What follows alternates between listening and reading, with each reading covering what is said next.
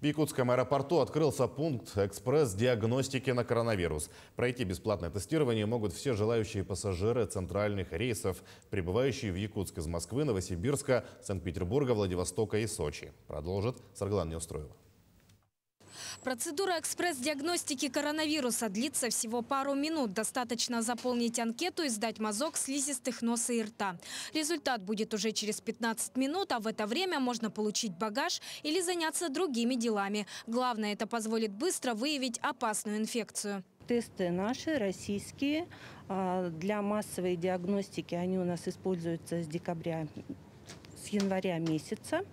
В январе месяце мы именно получили тесты на выявление новой коронавирусной инфекции с профилактической целью. Активно выявляем, то есть обследуем всех пациентов с признаками ОРВИ и контактных с признаками ОРВИ.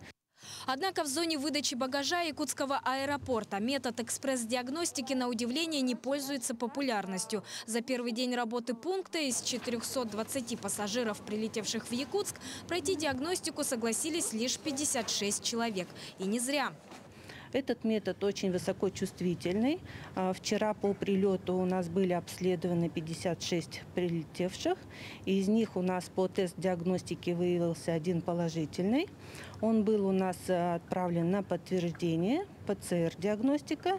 И ПЦР-диагностика тоже подтвердила данный диагноз. Хочу отметить, что у пациента не было никаких симптомов. И это очень характерно для клиники новой коронавирусной инфекции. Очень большой процент протекает бессимптомно. Сотрудники аэропорта отмечают, такие нововведения служат для безопасности в первую очередь самих пассажиров и тех, с кем они будут контактировать в дальнейшем. В конце концов, сегодня Якутский аэропорт – это зона большого пассажиропотока и работы 10 авиакомпаний страны. За 2021 год мы обслужили 795 тысяч пассажиров. На прилет в среднем у нас сейчас свыше 1000 пассажиров, а из них 65% пассажиры центрального направления. Также важно отметить, что по результатам экспресс-диагностики не ставится диагноз. Если первичный анализ покажет положительный результат, то пассажиру выдадут направление в обсерватор для дальнейшего бесплатного медобследования. Сарглан Неустроева, Георгий Григорьев, Якутск.